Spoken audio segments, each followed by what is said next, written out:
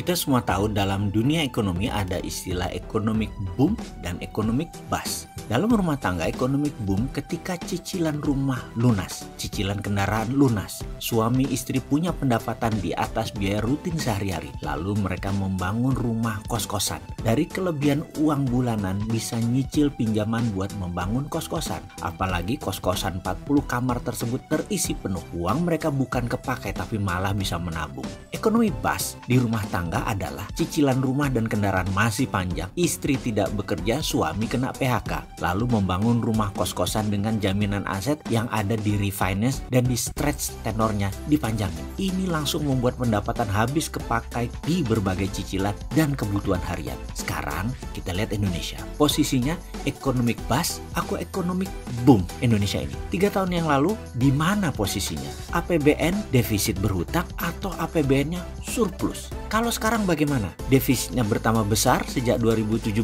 2018, 2019 atau mengecil defisitnya? Sekali lagi, atau surplus? Masuk kategori lebih boom atau lebih bust dibanding 3 tahun yang lalu ekonomi Indonesia saat ini. Jadi berapa data defisit nasional Indonesia? Kalau data yang saya punya, defisit pendapatan primer secara akumulatif adalah 1.380 triliun defisitnya. Uang tersebut adalah uang yang Indonesia alokasikan sebagai setoran uang keluar buat asing untuk pembelian jasa impor, cicilan utang, bunga utang, dan uang keuntungan investasi asing yang ditarik keluar. Ngimpi saya sih membayangkan kalau uang itu beredar di dalam negeri, selesai masalah ekonomi. Ekonomi boom namanya. Tapi bagi saya, karena defisitnya primer segitu besar, ya jadi bust.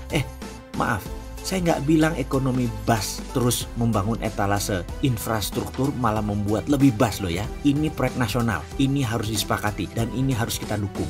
Cuman caranya jangan pakai pinjem. Setuju nggak? Caranya jangan pakai BUMN. Sekali lagi, saya cuman protes mengapa masih miring ke Cina cari utangan dan investasi langsungnya negara asing itu Cina juga. Dan juga masih juga pakai BUMNisasi strateginya. Ditambah lagi dunia investasi tadi, yaitu khususnya dunia investasi Cina, itu di bawah Menko Saurus yang saya anggap nggak paham manajemen bernegara. Dia itu mikirnya ekonomi mikro dibawa ke makro. Maaf loh ya, saya masih menganggap orang ini liabilities atau beban buat negara sekarang.